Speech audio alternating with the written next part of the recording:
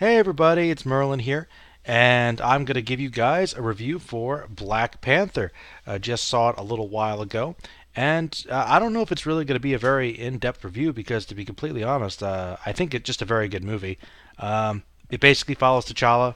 He kind of essentially the Black Panther is crowned the new king and has to deal with new responsibilities of being a king and also trying to go after Claw, who tried to avenge his father's death.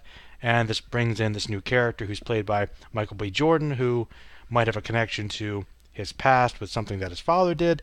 And, honestly, I think that this movie is really probably in the upper echelon of the modern Marvel movies.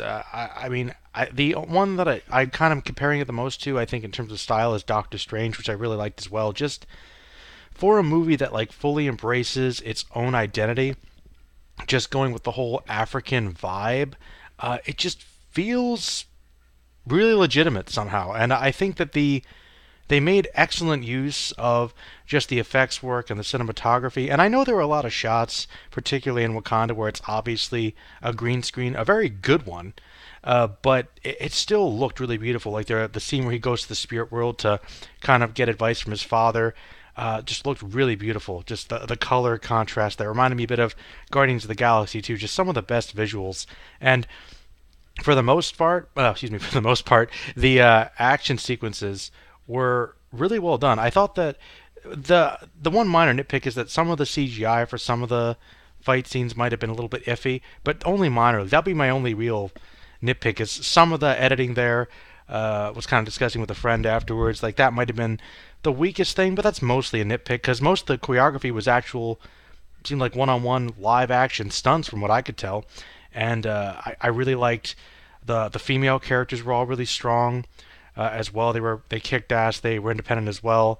T'Challa had some really interesting morals to go through, kind of some moral exploration of his responsibilities and trying to change things. And I think the villain, Killmonger, is probably one of, if not the most complex Marvel villain thus far, because he and his father before him kind of were trying to do something that you can understand their perspective, what they're trying to do, trying to kind of liberate others and fight the oppressed.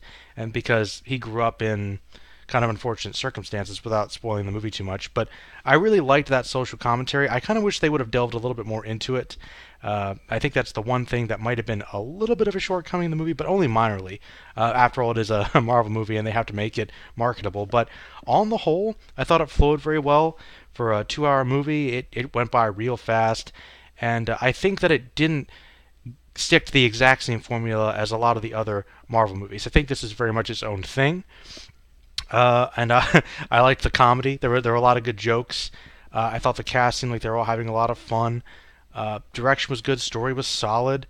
Overall, it was a really enjoyable movie. Nothing really to talk about too much at the end credit sequences. Yeah, I mean, it's pretty good. Maybe like an 8 or 9 out of 10, A minus, A. Like that, any issues I have would be relatively minor, but I'll try to keep these things kind of quick. But if you guys have any comments about it, I'd love to hear your thoughts on the movie, what you liked, disliked. I think it's very, very good. A very enjoyable time. Highly recommend you see it. Really, really good movie. I really liked it. I think it's one of the best that Marvel's had to offer. And with that, I'm going to say goodbye. All right, everybody, stay magical.